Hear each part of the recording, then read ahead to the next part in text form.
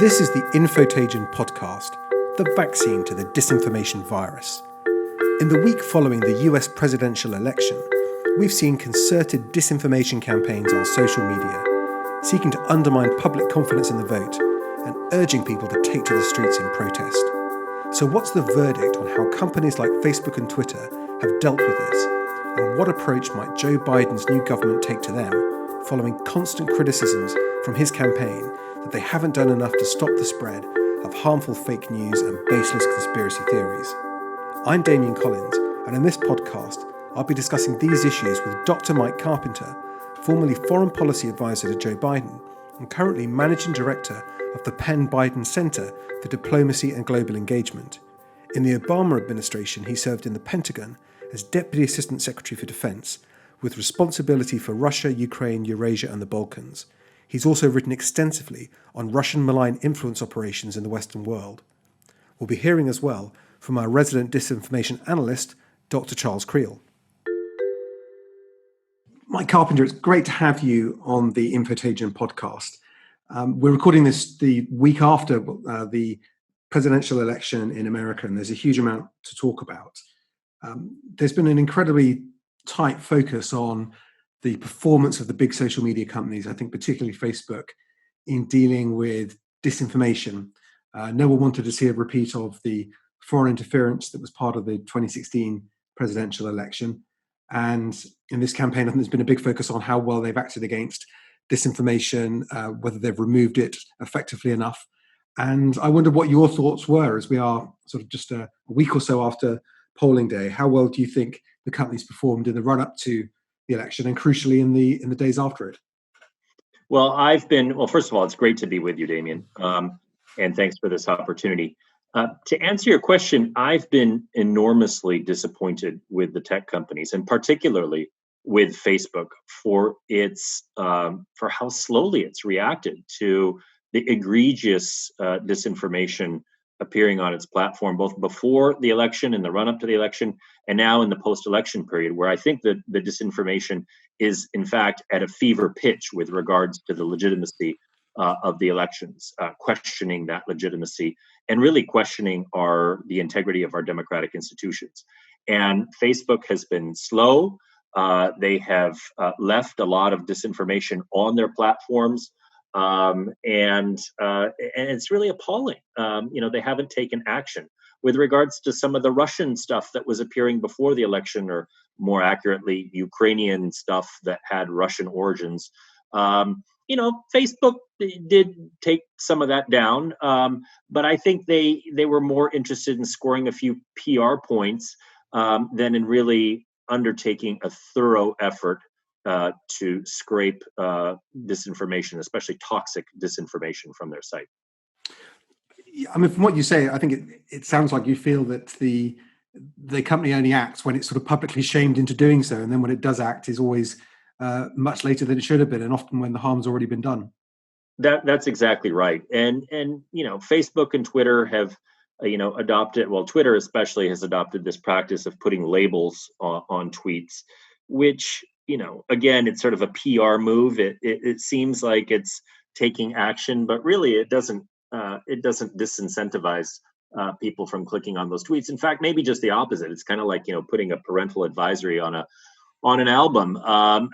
Teenagers will immediately go out and flock to that album cover and buy it. So I think a lot of these steps are pro forma to be seen as doing something, when in fact, look at Steve Bannon's call for beheading of two very prominent Americans, the director of the FBI and Dr. Anthony Fauci, the head of the Infectious Diseases Institute at the National Institute of Health. I mean, that's just appalling that Facebook would allow that post from Steve Bannon to remain on site for 10 hours before taking it down. And even today, a lot of Bannon-linked sites remain up on Facebook. They have just been very slow to act. I think that's really important because, Facebook often say they will act when disinformation is posted which could cause harm, rather than just being opinions that people dispute. And that's a real example where someone is calling for harm to be caused. And also we've seen film of people taking to the streets in response to the Steve Bannon sort of backed Stop the Steal campaign, trying to undermine the legitimacy of the election. That's exactly right. And, they claim that a lot of their work is now powered by artificial intelligence and that it is seamless and instantaneous. But in fact, when you see stuff like this up for 10 hours, I mean, it causes enormous damage. By that time, it's already spread. As those folks who study disinformation know, you've got to act very quickly, because once it's out there in the public arena, then it has a life of its own. So very disappointing. Now, obviously, during the campaign, there was a bit of discussion about Facebook's role, and we've talked about this on the podcast before. And I was particularly interested in Joe Biden making Facebook a bit of an issue of his campaign. In London, the Financial Times has reported that Bill Russo, the head of press of the Biden campaign, responded to a tweet from Sacha Baron Cohen, the British comedian and filmmaker, which showed a picture of Donald Trump meeting Mark Zuckerberg. And on that, Sacha had commented, 1 down, 2 to go. And Bill had responded, hell yes. Do you think we're going to see a very different sort of approach to the big tech companies from a Biden administration? Well, I think there is a lot of frustration on the Biden team with Facebook in particular, but with the tech companies in general. Bill lives this every day because he works on the Biden communications team. And, he has an interesting thread up on Twitter just yesterday, precisely talking about how a lot of this post-election day disinformation, calling for violence and questioning the integrity of the vote remains up. And it's frustrating because this stuff gets brought to Facebook and it gets pointed out and they're just so slow. And then when they do take steps, it's always small steps. And there's a reason for this, Damian. I mean, the fundamental reality is that, all of these tech companies' business model is based on the spread of salacious, false and toxic content. I mean, that's it. That's how they make money. And so obviously they have a disincentive from taking quick action to root out this kind of disinformation, because it goes against their business model. And we shouldn't be surprised to see this happen again and again and again. There seems to be, I've been very interested in the debate in America on what's known as Section 230, the American laws that give the platforms protection from liability for harmful content on there. And it would seem that for different reasons, there are now lots of voices in the Democratic Party and in the Republican Party who want to see reform of this. And I suppose if you boil it all down, the key thing seems to be that whatever your views on what content should or shouldn't be allowed on social media, it shouldn't just be down to Mark Zuckerberg to decide. Yeah, I think that's absolutely right. There continues to be this false sense out there that, frankly, it's a false narrative that is spread by the tech companies themselves, that they are enabling free speech and a robust discussion. Now, I think actually of all people, Sacha Baron Cohen really took down that false narrative probably most effectively of anyone I've ever seen. By arguing, these are platforms where not everything should be allowed. Just like not all newspapers publish whatever op-eds are sent their way, they have to discern. The platforms also have to discern in terms of what they allow to go up. At certain types of toxic disinformation, calls for violence, and especially now in this very fraught post-election period, calls for violence, for inciting hatred against election officials are completely inappropriate. And so, yes, this is a big issue. Tech regulation is not my beat. I do foreign policy, but I think it's something that a Biden administration will likely look very closely at. I think we'll be really interested to see what the administration propose. I mean, Nick Clegg has been interviewed on the radio in the UK today. We'll see now. Plays a senior role in communications at Facebook, having previously been Deputy Prime Minister of the UK. He was saying he thought that if the Senate isn't under Democrat control, that a Biden White House might have difficulty in pushing through reform at pace.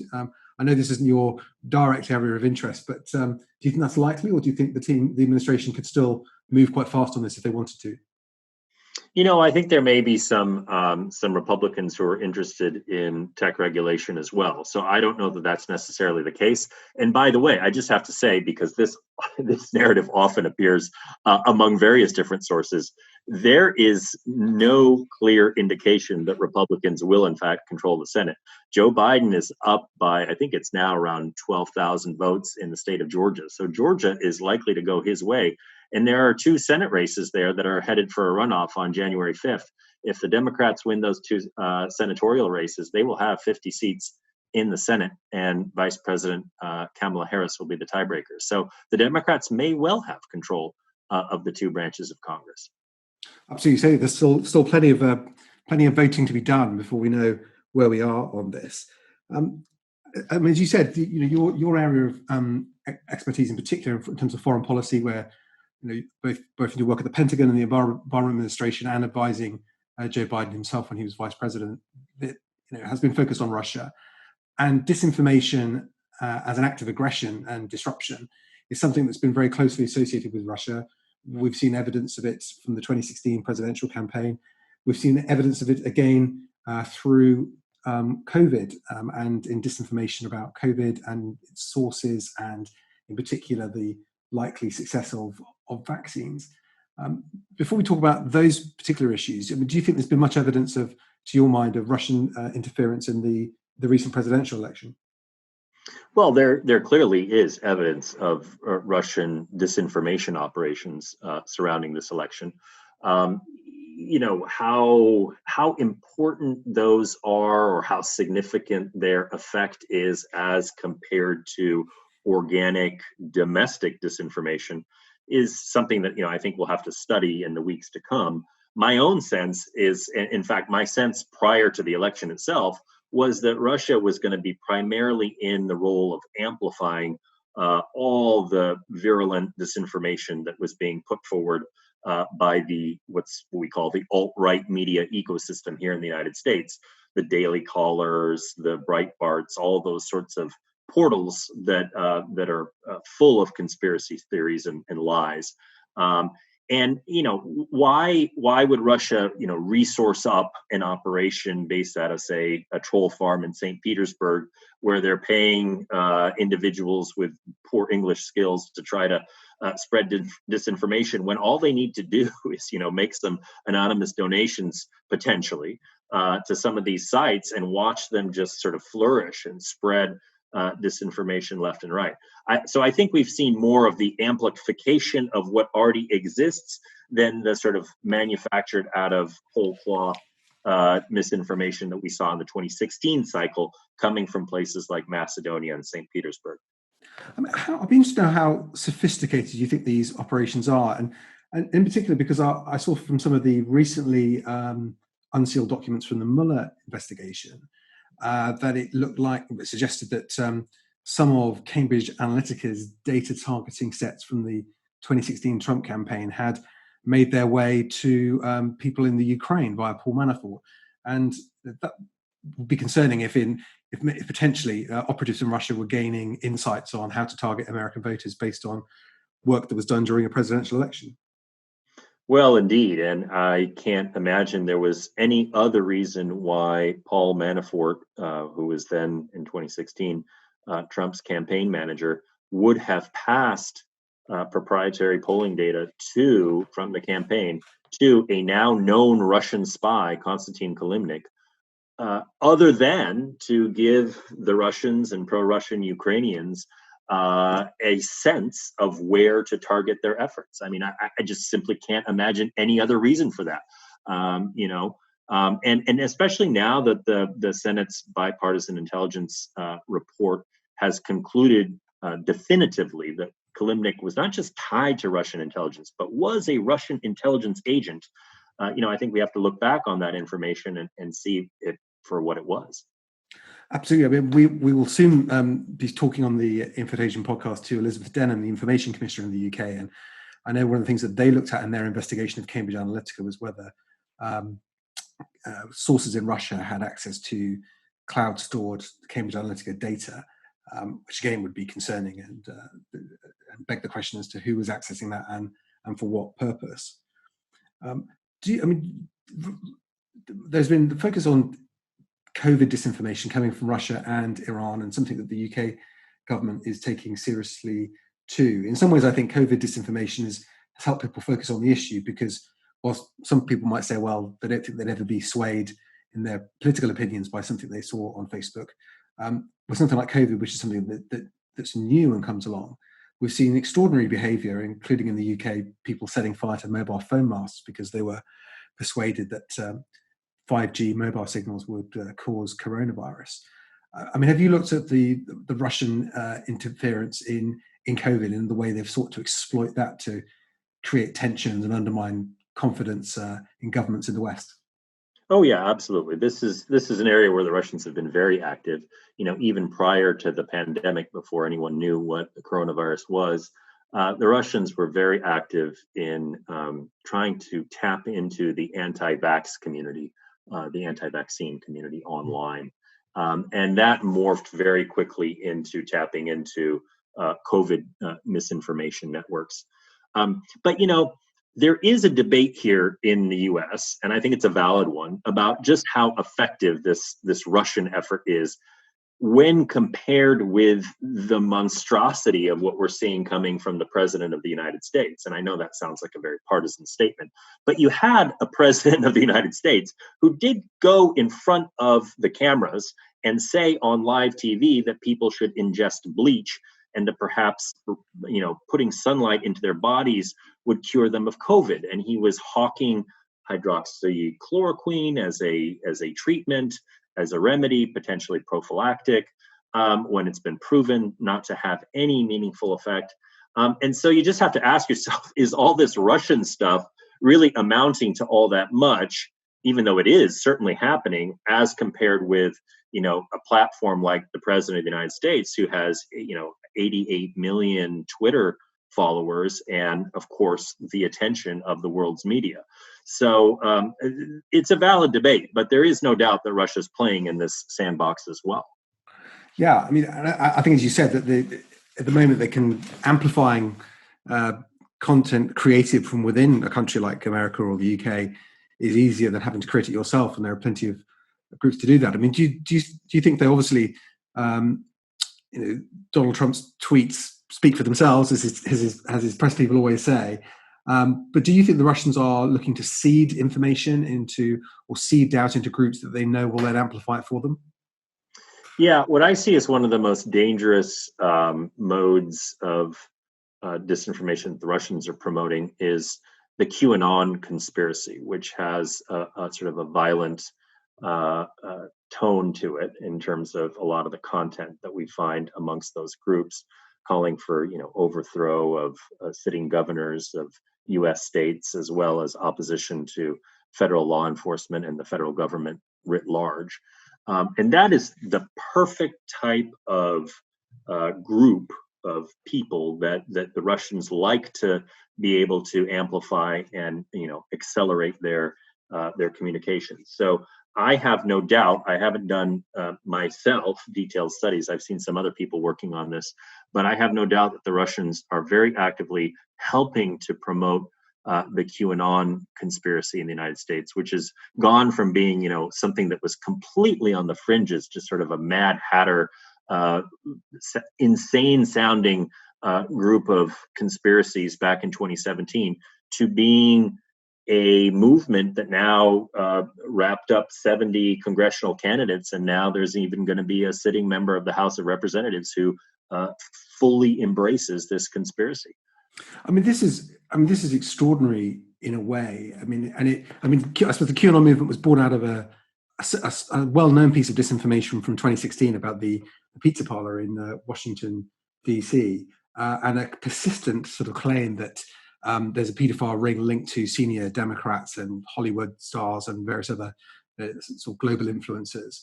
And as you say, it's extraordinary that this bizarre and very unpleasant splinter movement has suddenly gained the attention of so many people. It would seem that without social media, that wouldn't have been possible.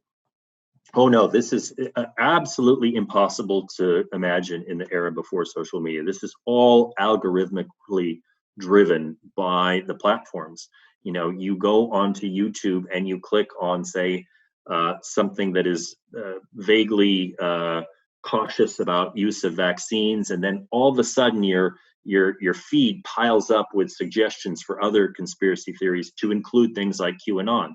And so, the algorithms literally hook people who are vulnerable onto other conspiracy theories that they might not even have known about. And that just creates this exponential spread, as we've seen with QAnon, and it's really, really dangerous. Yeah, I think it demonstrates as well that the effect that these sorts of campaigns can have, because some people say, well, how influenced are people by what they see on social media? But I think the QAnon movement is a horrific example of what people can be led into. Absolutely. And the Russians understand this very well. These are the sorts of things that they've been promoting for years. And the fact that QAnon has gone global, it's in the UK, it's in Germany, it's in France, perhaps to lesser degrees than it is in the United States, but it does exist in many different countries around the world. And this must be music to Russia's ears, because this is precisely the sort of violent, uncivil society that they try to promote, to break down democratic norms and institutions. That's their playbook. That's what they're after.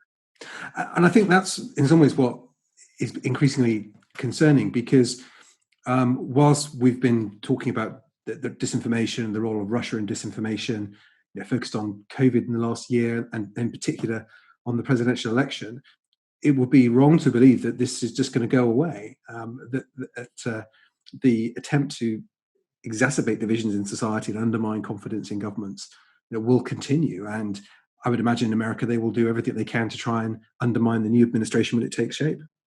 Absolutely. And you've seen how these various disinformation campaigns have morphed with time. You yourself alluded to the fact that QAnon grew out of the Pizzagate conspiracy.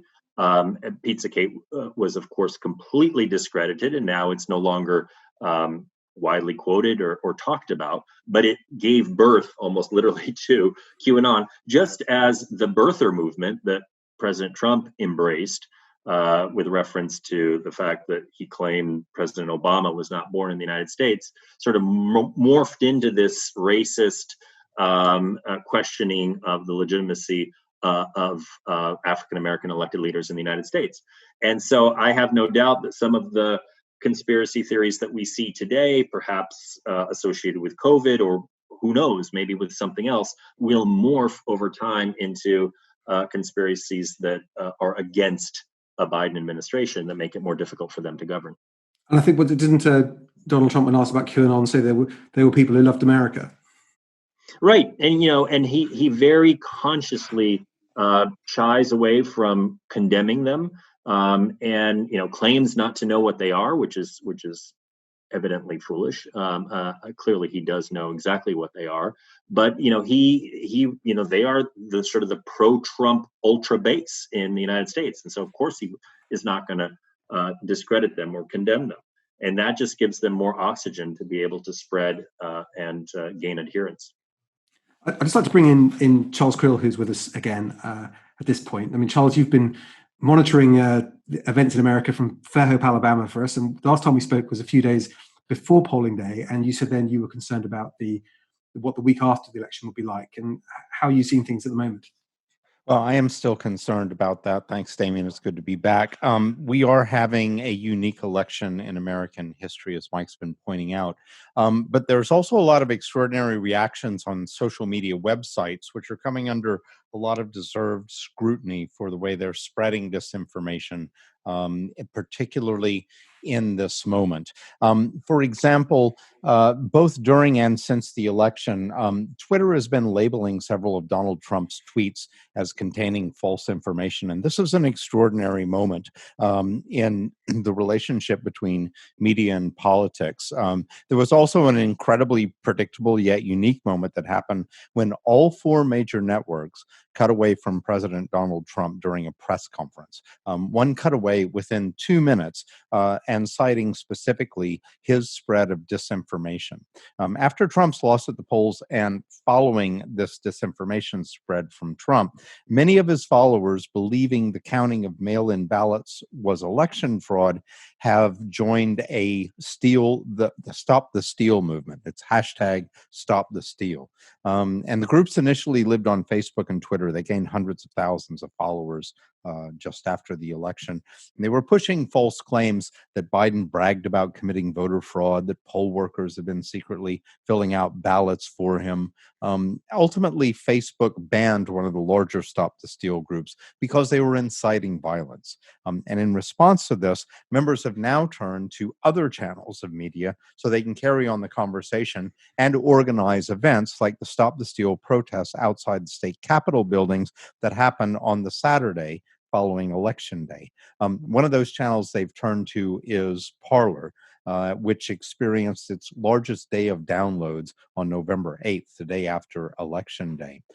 Back to the protests, though, they're being organized by a right-wing political commentator, and I'm being generous by describing him that way, named Ali Akbar, who now goes by the name of Ali Alexander. Alexander registered the Stop the Steal website just last week, and he manages their mailing list, which is already up and running. He's been banned from Twitter, but despite that, Jack Dorsey consulted him when he was debating whether to ban Alex Jones. Now, Alexander has publicly threatened the life of Congresswoman Alexandria Ocasio-Cortez. So it's not a great guy we're talking about here. So Stop the Steals, or Alexander's first protest, was largely peaceful. That's that Saturday after the election day, and pretty poorly attended. But it's worth noting that several people across the country showed up in open carry mode. They sported AR-15s and other semi-automatic combat rifles. Now, what's worrying me now is that another Stop the Steal event is planned for November 14th. And now another social platform has begun promoting these events, and that's Daily Stormer. Daily Stormer is America's go-to neo-Nazi news site, and it's a watering hole for paramilitary insurgency groups like the one that staged the armed occupation of the Michigan State Capitol building earlier this year. Daily Storm has begun featuring full pages that not only lay out the goals of Stop the Steal, but also list the upcoming protests, which are taking place at state capitol buildings, and they're listing the addresses of all of these. They also sadly make the point that Stop the Steal Facebook page was recently shut down, quote, by the Jews. The site's a really nasty piece of work. It also features a lot of graphics indicating that the white population of the United States will be below 50% in the U.S. in 23 years. And this seems to be fueling a lot of the heat that's out there. But given the violent racist outbreaks we've seen in the U.S. over the election cycle, it's probably a good thing. Meanwhile, Trump and his enablers seem willing to continue to stir things up. So I am still very worried about the coming weeks. Absolutely, no. It's a very concerning picture that you paint. I mean, as Mike's with us, I thought you should say, I saw you tweeted about what happened when you Googled the Penn Biden Center where Mike is managing director. Yes, indeed. I Googled the Penn Biden Center, and I was immediately taken to a webpage of pure Trump anti-Biden propaganda, accusing the Penn Biden Center of all sorts of illegalities. And it's, to me, that was right at for my receipt, because it may be different for everybody else, but right at the top of interesting stories on Google was that story. So they have a lot to answer to, I think. Absolutely, and this disinformation is now really accelerating. And what's really remarkable, you mentioned a number of the mainstream networks cut away from that Trump speech, but you also had Kayleigh McEnany, the president's spokesperson, the other day, and Fox was carrying her remarks, and she started to speak to stolen ballots and ballot fraud. And to its credit, the Fox News network cut away immediately, and the host, Neil Cavuto, he said, whoa, we're not going to be covering this unless she can substantiate her claims, which of course she didn't. And that was an interesting moment for me. It shows that Fox can turn on a dime when it wants to, when it has the will. it can act responsibly. And my sense is that Rupert Murdoch, the owner of Fox News, has decided that he's not going to tolerate this, at least not to the degree that he has up till now, coming from his own network. But the stuff online, of course, is its own separate ecosystem, and that continues to spread. You mentioned the Stop the Steal Facebook page was taken down, but then immediately, dozens of other copycat pages or surrogate pages popped up. So it's sort of a game of whack-a-mole, unfortunately. I mean, Mike. I mean, what do you think? What do you feel it's going to take to get on top of this problem? And we had David Cicilline on the podcast a few weeks ago talking about the antitrust committee report that his majority group on his committee published, and that report highlights just how badly, as a consequence of the ad domination of the Google and Facebook, that local news has been hollowed out in America. Certainly the case in the UK. Legitimate, well-sourced, reliable sources of news are being squeezed out, and increasingly, what people see as news is what they see in their news feed on Facebook. I mean, what do you think it's going to take for us to get on top of this problem? Well, I think that's part of it, is regulation and looking at antitrust. But then there's also, at the root of this is this sort of algorithmically driven toxicity that that needs to be changed. And it's, as I said earlier, it's sort of inextricably tied to these tech platforms' business models. So I honestly don't have the answer in terms of how you allow them to continue to make money by serving as a platform for people to connect with each other, which in theory should be a good thing, but then stopping these algorithms that drive people towards toxic sort of hate speech and other forms of incitement of civil unrest. That has to be stopped, and that's where the platforms are so woefully behind. And before we wrap up our discussion, I just wanted to ask another slightly more Russia-specific question. Is whilst we're all distracted with these very important issues in this very important election, how do you think the situation will play out between Russia and Belarus? Well, I am of the view that Russia, the Kremlin understands that Lukashenko has no legitimacy left, and they will eventually move him aside. I think for the moment, they want to try to demobilize the pro-democracy movement. And so they are going to continue with torture and repressions and standing by Lukashenko for now. But what I predict for you is that the Kremlin is going to do what it does best, which is sort of political subterfuge and sabotage. And you will see that there will be constitutional reforms announced that put more power into the Belarusian parliament, which up until now has been a rubber stamp. And that institution, through the growth of pro-Kremlin puppet parties, will become an alternative power center to Lukashenko. So that if Lukashenko's successor at some point in the future is not towing the Kremlin's line, they will have those parties in parliament to be able to change the folks in power when they want. And so I think you're going to see a move towards quote unquote constitutional reforms and quote unquote dialogue with the opposition that will be anything but democratic reforms and anything but a real dialogue with the real opposition. It'll all be stage managed from the Kremlin. So, I would expect something along those lines going forward. And do you think we'll see sort of more activity from the disinformation playbook the Russians have exploited in Ukraine? Oh, absolutely. I mean, the Russians have sent in TV anchors from their own networks into Belarus to manage the Belarusian TV stations. They have deployed vast numbers of media consultants and disinformation experts, not just from the presidential administration, but also within the network of pro-Putin oligarchs like Konstantin Malofeyev, who is one of the major funders of the Tsargrad TV, for example, which is a very far-right pro-Putin TV station in Russia. So these people have descended on Belarus, and they are now pumping out lots of pro-Kremlin and anti-Western disinformation left and right.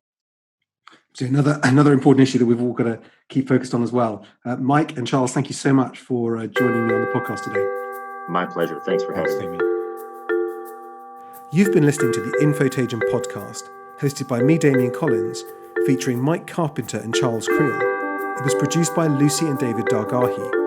You can find out more about Infotagion, the independent COVID-19 fact-checking service recommended by Ofcom, and send us examples of disinformation you've seen by visiting our website, infotagion.com, or using #IsolateTheLies on Twitter, Instagram, and Facebook.